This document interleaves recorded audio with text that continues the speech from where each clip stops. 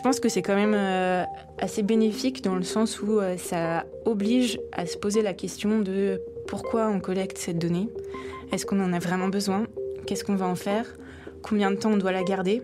Donc ça prend un peu plus de temps, ça peut être un peu laborieux à mettre en place, mais finalement c'est assez vertueux. C'est un peu comme si c'était la sobriété énergétique appliquée à la data. C'est douloureux au départ parce qu'il faut changer ses habitudes, mais après on s'en porte mieux. Bonjour et bienvenue sur Data Driven 101, le podcast qui s'intéresse aux applications concrètes de la data dans toute leur diversité. Je suis Marc Sanselme, fondateur de Scopeo, agence de recherche et développement en data science. Je reçois des professionnels d'horizons variés pour nous parler de leurs aventures, leurs succès, leurs échecs, leurs espoirs, leurs techniques, leurs astuces, leurs histoires et leurs convictions. Aujourd'hui, je reçois Laure Lapostole, DG adjointe de Kitok. Elle est diplômée de l'ESSEC, elle a suivi le parcours Graduate Finance chez Legrand et elle a ensuite rejoint Kitok en 2017 en tant que DAF. Elle crée la fonction Data avant de devenir DG adjointe. Kitok, c'est une entreprise créée en 2015 avec pour ambition de réenchanter la cuisine du quotidien en supprimant la corvée des courses. En 2017, ils ouvrent leur premier entrepôt. 2019, ils lancent les ventes en direct producteurs. Et en 2020, forte accélération de Kitok et du e-commerce alimentaire. En 2021, doublement du catalogue de recettes avec plus de 30 recettes chaque semaine. Aujourd'hui, c'est un acteur de premier plan de la food tech en France sur un marché toujours plus concurrencé.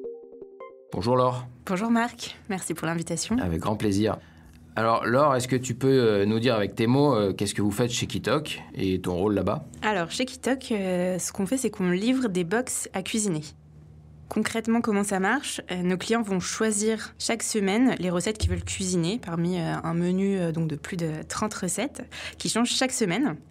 Ensuite, on va sélectionner soigneusement les ingrédients et préparer un colis pour chacun de nos clients avec les ingrédients dans les justes quantités, tous les ingrédients dont ils ont besoin, et des fiches recettes. Et ensuite, on leur livre le colis chez eux. Concrètement, nos clients vont faire appel à nous pour 3 raisons principales. La première, c'est l'inspiration, pour finalement arrêter de se poser la question du qu'est-ce qu'on mange ce soir. La deuxième, c'est parce que c'est quand même drôlement pratique de faire ses courses en 5 minutes et de les recevoir chez soi, sans gaspillage alimentaire en plus, puisqu'on livre les ingrédients dans les justes quantités. Et la troisième, c'est la qualité de nos produits.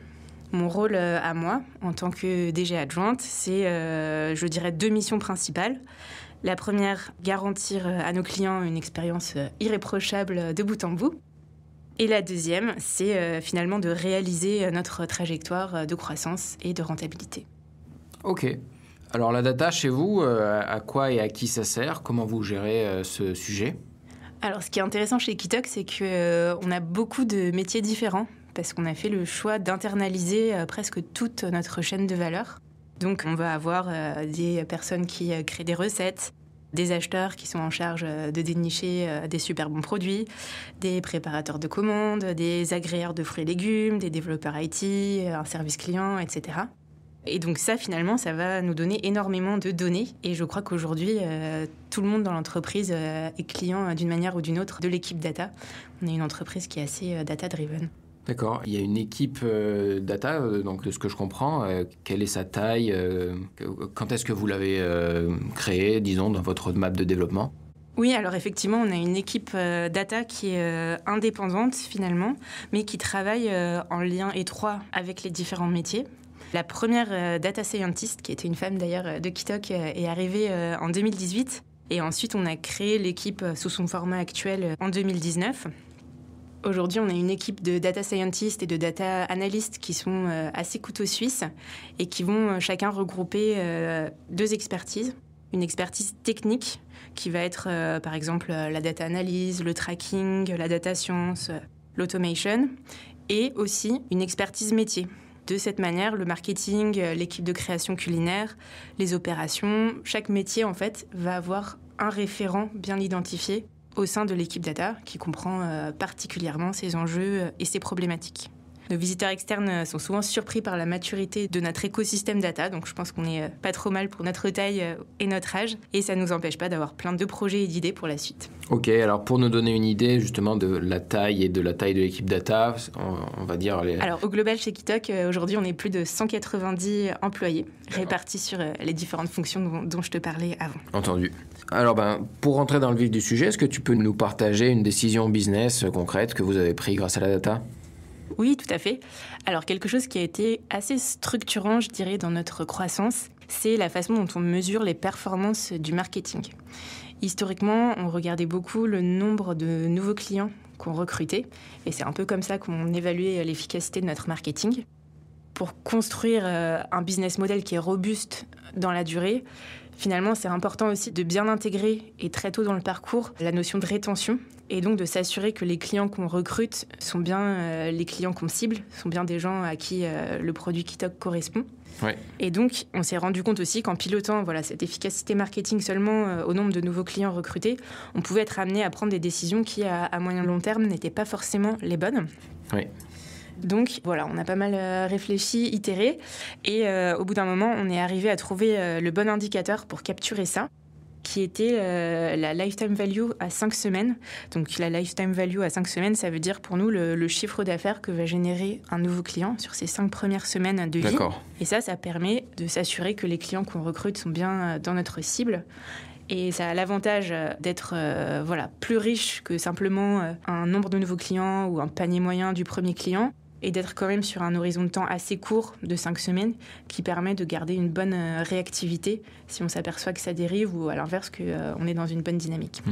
Oui, c'est un compromis entre la vraie métrique qui serait la lifetime value de toute la vie mais qui du coup donnerait pas une très bonne réactivité et le fait justement de pouvoir en fait avoir un indicateur sur comment étaient les ventes il y a 5 semaines finalement. Exactement. Est-ce que tu peux nous décrire le pilotage day-to-day de ton côté ? Oui, alors il y a pas mal de choses et ça dépend évidemment de quel métier puisque chaque équipe a ses indicateurs et sa temporalité. On a des indicateurs qu'on va suivre en temps réel via un outil qui s'appelle Grafana. Et ça va être utilisé beaucoup par les opérations pour mesurer en temps réel à l'entrepôt des indicateurs de productivité et de qualité de service. Donc ils vont mesurer par exemple la cadence sur la chaîne. D'ailleurs on en a 2 en miroir et donc c'est un petit peu la compétition entre la chaîne de gauche et la chaîne de droite pour voir qui avance le plus vite. Et on a aussi des indicateurs de qualité puisqu'on va par échantillonnage contrôler des colis pour s'assurer qu'ils sont complets en fait avec les bons produits. Et ça nous permet de détecter tout de suite s'il y a une erreur dans le réapprovisionnement de la chaîne. Donc si par exemple, pour une raison X ou Y, un opérateur a mis des poireaux à la place des carottes, lors de ce contrôle, on va voir tout de suite qu'il y a un problème sur un article. On va pouvoir remonter à l'emplacement concerné et corriger tout de suite pour éviter que tous les colis suivants finalement aient le mauvais produit. De la même manière, par exemple, on va analyser quasiment en temps réel les retours clients sur des éventuels incidents qu'ils ont pu constater. Et une anecdote un peu rigolote, c'est que ça nous a permis de détecter un problème de réglage sur la machine de conditionnement d'un de nos fournisseurs. On a vu, en analysant ces retours clients, qu'il y avait un taux d'anomalie anormal sur des barquettes dessous-vidées. Et en contactant le fournisseur, il a pu se rendre compte, il ne l'avait pas encore vu lui-même, qu'il avait un problème de réglage de sa machine. Après, on a des indicateurs qu'on va suivre plutôt à la maille jour ou par exemple, le service client va analyser chaque jour sa qualité de service, donc contrôler par exemple ses délais de réponse. On a différents canaux de contact pour notre service client. Le plus chaud, c'est WhatsApp où on essaye de répondre en moins de 5 minutes à nos clients. Donc, ils vont vérifier chaque jour comment on se situe par rapport à cet objectif-là qu'on s'est fixé. Sur un horizon un peu plus long, à la maille semaine, l'équipe de création culinaire va analyser les notes des recettes, les avis des clients.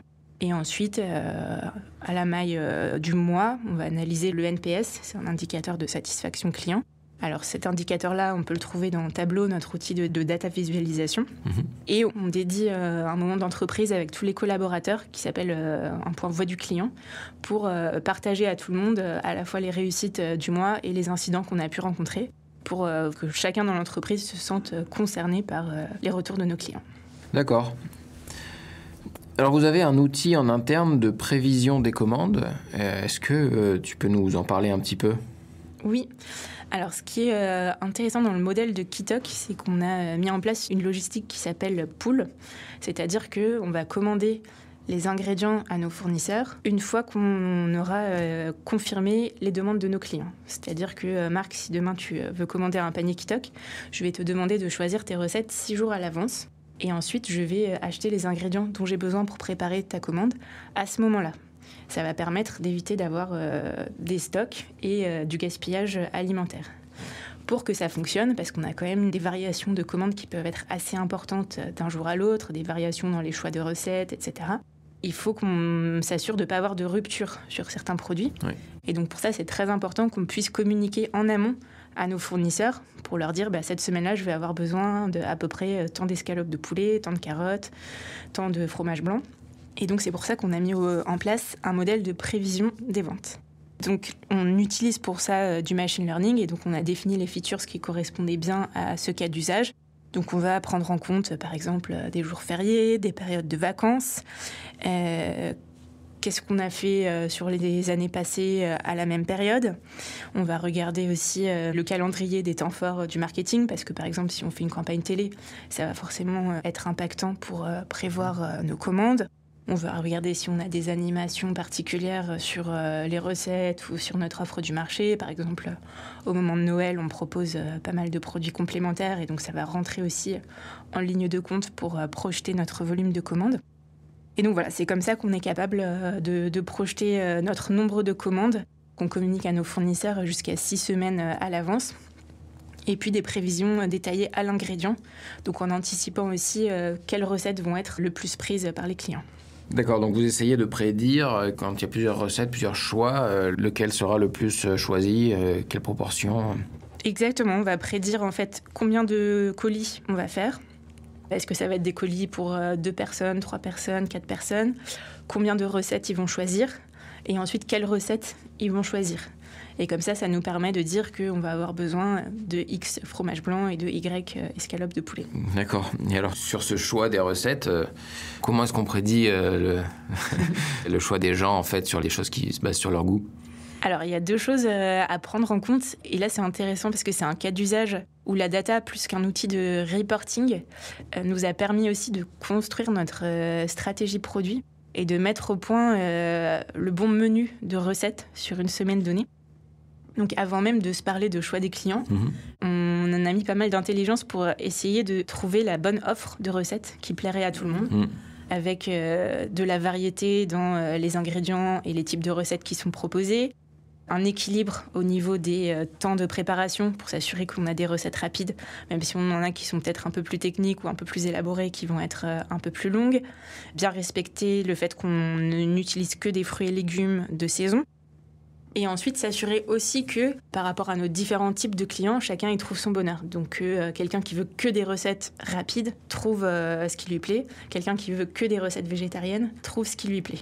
Et donc, pour ça, on a mis au point un algorithme d'optimisation sous contrainte qui, chaque semaine, va venir screener notre catalogue de recettes, celles qu'on a pu déjà proposer et aussi beaucoup de recettes qu'on a créées mais qui n'ont pas encore été proposées à la vente. Et en intégrant toutes les contraintes dont je te parlais à l'instant, il va venir faire la proposition du menu optimal pour un client qui toque. Ensuite, un peu sur le même modèle que les prévisions, on a aussi un outil qui va nous permettre de prédire quelles recettes vont être les plus prises. Ce qu'on utilise pas mal aussi, c'est les choix des premiers clients. Parce qu'en fait, on va mettre en ligne nos recettes 3-4 semaines à l'avance. Et donc, on a des clients qui viennent très tôt choisir leurs recettes. Et souvent, c'est assez révélateur, finalement, de ce qui va se passer en bout de chaîne. Donc c'est représentatif, ensuite, de la population globale qui commandera les recettes. Exactement. Donc, ça nous donne une bonne photo assez tôt de ce qui va être choisi à la fin. Ça vous donne quel avantage compétitif aujourd'hui de faire autant de data ? Ce qui est intéressant, c'est qu'on a beaucoup de données à notre disposition et qu'on peut s'en servir pour créer de la valeur autour de notre produit ou de notre service. Par exemple, depuis 1 an, on publie le Nutri-Score de nos recettes, puisque comme on connaît exactement leur composition, on est capable de le calculer et de le mettre à disposition du client. Donc ça lui fait une information additionnelle et il peut, s'il le souhaite, choisir ses recettes en fonction. On va aussi bientôt mettre en place un score environnemental pour comparer l'impact carbone de différentes recettes. Donc c'est tout simple, mais ça va permettre à nos clients qui souhaitent réduire l'empreinte carbone de leur alimentation de choisir leurs recettes en intégrant ce critère. Quelles sont les limites de la data chez vous, des mauvais KPI, des applications un peu gadgets que vous auriez pu connaître ? Peut-être un premier élément de réponse, c'est de croire que la data a réponse à tout et de finalement repousser une prise de décision en cherchant des réponses à travers la data. Je pense que la data vient éclairer et guider la prise de décision, mais que ça n'enlèvera jamais une part de risque. Un autre biais qu'on peut avoir, c'est si on se concentre uniquement sur l'analyse des données passées, on peut rater quelque chose, perdre sa créativité, sa capacité à innover, sa capacité à capter peut-être des nouveaux profils de clients. Donc il faut là aussi savoir s'en extraire ou en tout cas prendre un peu de recul pour ne pas s'enfermer. Et puis ensuite, on peut avoir des sujets de biais statistiques, d'événements atypiques qui font qu'on peut être amené à retravailler les datas pour avoir des informations plus justes. Est-ce que tu aurais un exemple dans lequel la créativité et l'imagination ont été décisifs et où la data aurait poussé à prendre des décisions dans l'autre sens ? Alors un exemple qui me vient, c'est l'innovation sur les recettes. À la fois, on va avoir un gros travail d'analyse de ce que nos clients aiment, les questionner sur ce qu'ils voudraient plus. Et à la fois, on confie aussi à notre équipe de création culinaire et à notre chef Marie la responsabilité d'aller chercher des nouveaux usages, de découvrir des nouveaux ingrédients, d'explorer des nouveaux terrains de jeu. Et là, la data va finalement pouvoir nous dire si ça prend ou pas. Mais c'est plus exploratoire dans l'approche et donc ça va être moins poussé par la data.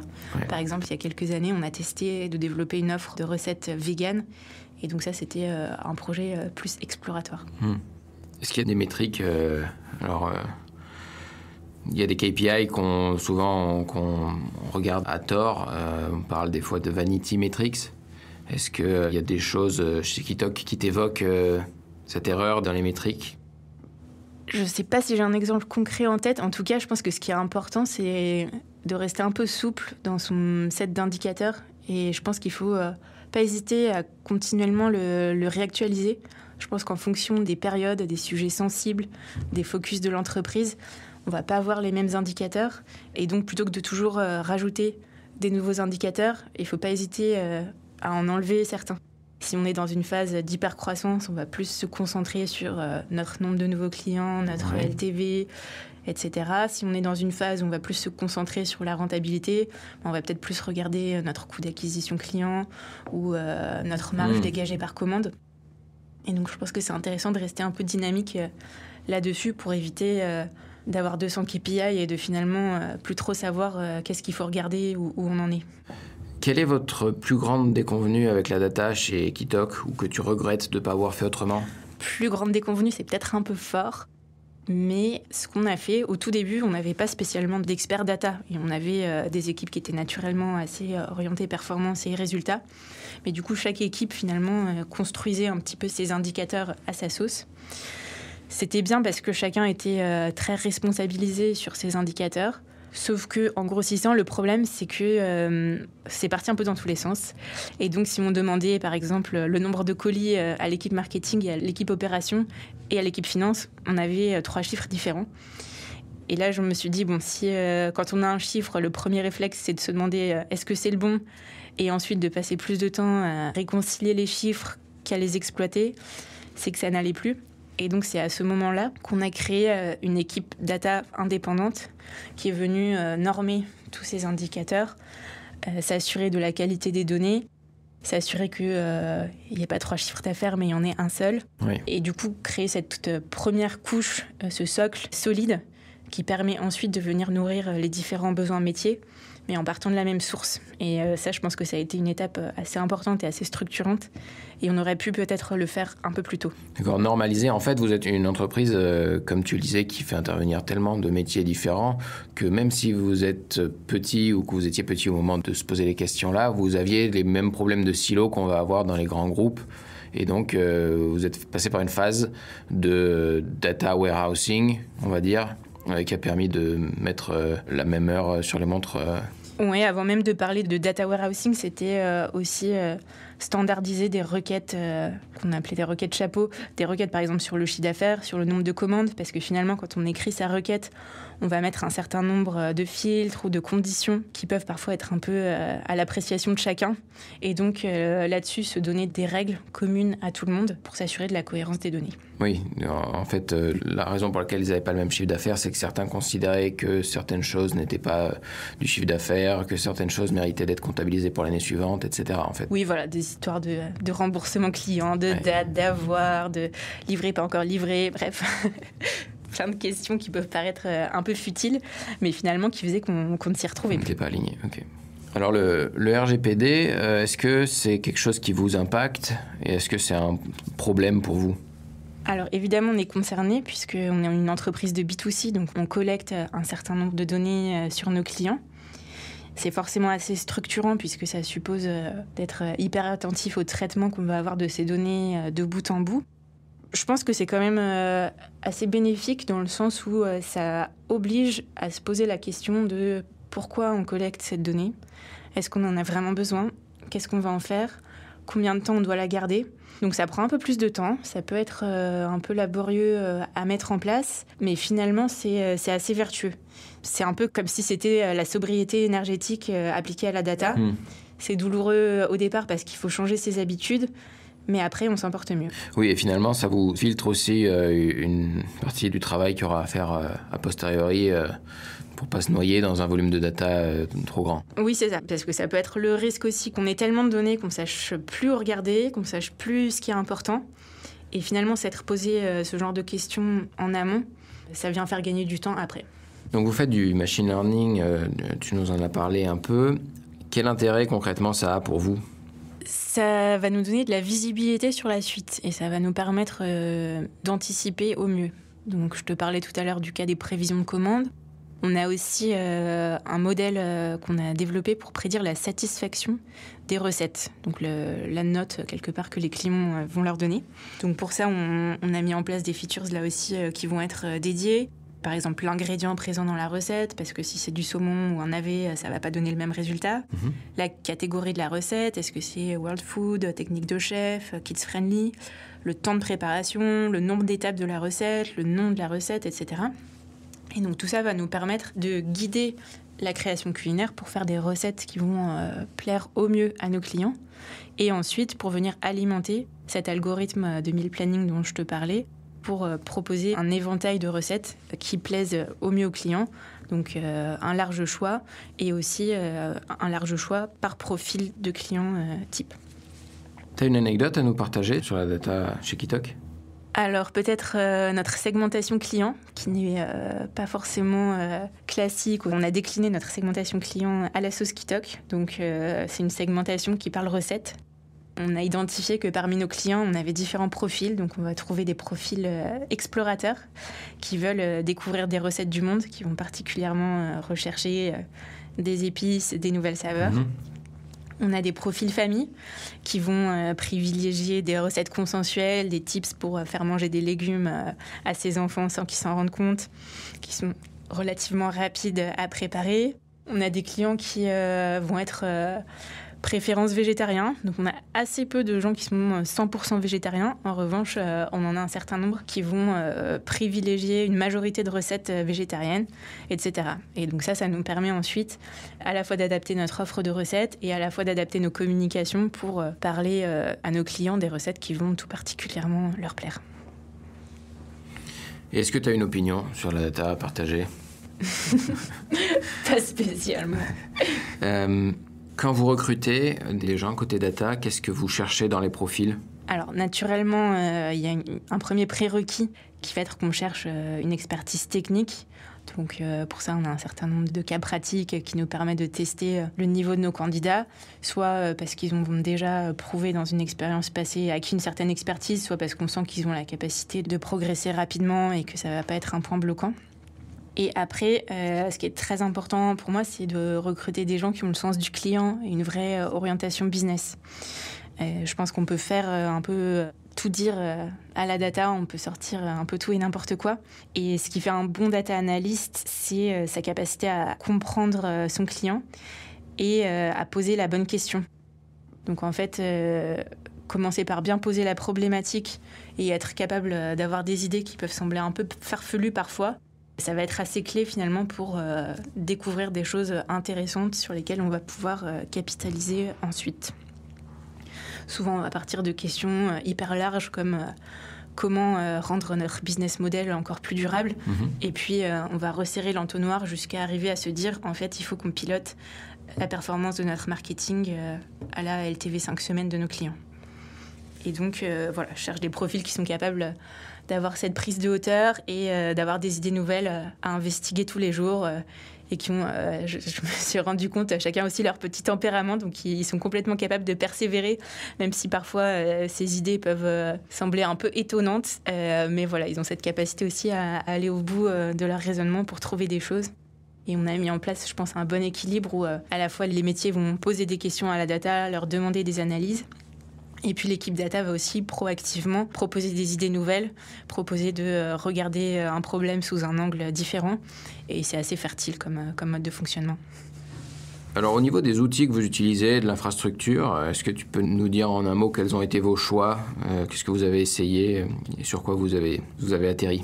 Oui, alors on a une bonne partie de nos données qui se trouvent dans notre back-office, qui est un outil interne qu'on a développé nous-mêmes, qui va gérer toute la partie back-office des commandes clients, du référentiel article, des fournisseurs, des commandes d'achat, des recettes. Donc évidemment, pas mal de données viennent de cet outil. Il y en a une partie qui est déversée dans un data lake BigQuery. D'accord. Et après, on a aussi plein d'autres sources de données. Par exemple, on va avoir des données de production qui viennent de notre logiciel à l'entrepôt, le WMS, Warehouse Management System. On a des données qui viennent des outils du service client. On a des données qui viennent de nos clients eux-mêmes, à qui on envoie pas mal d'enquêtes de satisfaction pour collecter du feedback à chaud et en continu. On a aussi des données de navigation sur nos outils, que ce soit notre site ou nos applications. Et donc tout ça va nourrir notre écosystème data. Après, en termes d'outils, on utilise pour l'ordonnancement des tâches ou l'automatisation Airflow. Donc ça nous permet d'éviter des tâches assez répétitives, de mise à jour d'un report, mise à jour d'une prévision, historisation de données qui ne sont pas forcément des données transactionnelles dans notre back-office. Nos data scientists et analystes codent en Python. Ensuite, en data visualisation, on utilise donc à la fois Tableau, qui est assez déployé dans l'entreprise, et Grafana spécifiquement pour répondre aux besoins du temps réel. D'accord. Si c'était à refaire chez Kitok, qu'est-ce que tu changerais ? Pas grand-chose, je crois. Je suis assez fière de ce qu'on a réussi à construire avec l'équipe data, que je salue et que je remercie au passage. Je crois qu'on a fait quelque chose d'assez incroyable. En tout cas, dans le séquencement, je pense que c'est important de garder cette première étape de consolidation du socle pour partir sur des bases saines dès le début. Parce qu'après, ça peut devenir assez lourd de mettre à jour tout un inventaire de requêtes qui sont un peu bancales. Ensuite, de construire ce cockpit à la fois d'un point de vue général pour avoir une vue d'ensemble et ensuite métier par métier pour avoir en temps réel ou en tout cas de manière très régulière une vision d'ensemble sur ses indicateurs, sa performance et savoir ce qui se passe à tout moment. Et puis peut-être la troisième étape, c'est de ne pas oublier de s'amuser. Je pense que la data, c'est un terrain de jeu assez incroyable. On peut vraiment partir dans tous les sens, explorer plein de choses, imaginer énormément de cas d'usage en termes de personnalisation pour les clients, de contribution aux produits, des solutions qui vont permettre aux équipes de gagner en productivité en éliminant des tâches manuelles ou récurrentes. Et donc, je pense qu'il ne faut pas oublier non plus de s'amuser et pas se mettre de barrières, garder cette capacité à explorer, tester, innover au travers de la data. Super. Et un dernier mot pour conclure sur le futur de Kitok ?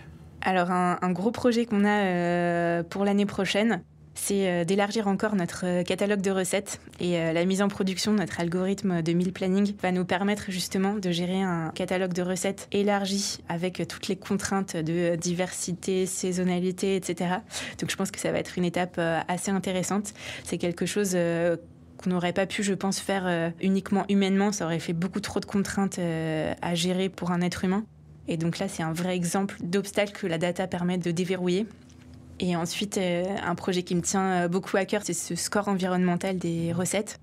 Évidemment, on se pose beaucoup de questions chez Kitok sur notre impact, sur ce qu'on peut faire pour contribuer à réduire les émissions de gaz à effet de serre. L'alimentation, aujourd'hui, ça représente 25% de nos émissions de gaz à effet de serre, donc c'est quand même très conséquent. Et en fait, il y a plein de choses assez simples qu'on peut faire pour réduire son impact environnemental. Le gaspillage alimentaire, c'est quelque chose d'hyper important. On n'y pense pas, mais il y a 1/3 de la nourriture dans le monde aujourd'hui qui est jetée. Donc des modèles un peu malins comme Kitok qui permettent à la fois de travailler en flux tendu et à la fois de livrer au client les justes quantités dont il a besoin pour éviter d'avoir des restes en fin de semaine. C'est une solution concrète pour s'attaquer au gaspillage alimentaire. Un autre élément clé, c'est la composition de nos assiettes. On ne se rend pas compte, mais entre une assiette de bœuf et une assiette végétarienne, il peut y avoir un facteur 11 en termes d'émissions carbone. Donc même si on ne veut pas arrêter de manger du bœuf, en fait, en manger un petit peu moins, déjà, ça fait une énorme différence sur l'impact carbone de notre alimentation. Et donc pouvoir donner des clés à nos clients pour qu'ils se rendent compte de ça, qu'ils le comprennent et qu'ensuite, ils choisissent chacun à leur rythme comment ils veulent faire évoluer le contenu de leur alimentation. Je trouve ça hyper intéressant. Et puis après, évidemment, le côté choisir des ingrédients de saison, locaux, ça, c'est aussi hyper important. Et ça a toujours été dans l'ADN de Kitok et on continue dans ce sens-là. Mais c'est aussi un levier pour améliorer le bilan carbone de son alimentation. Donc voilà, l'éco-responsabilité, c'est aussi un axe fort sur lequel on veut accélérer l'année prochaine. D'accord, merci beaucoup Laure. Je t'en prie, merci Marc. Vous venez d'entendre Laure Lapostole, DG adjointe de Kitok sur Data Driven 101. Le podcast marque une pause pendant les fêtes de fin d'année et je vous retrouve le 2 janvier avec Nicolas Grunewert pour un épisode dédié au sujet de la génération d'images par intelligence artificielle. Joyeuses fêtes! Data Driven 101 est rendu possible par Scopeo, agence d'intelligence artificielle.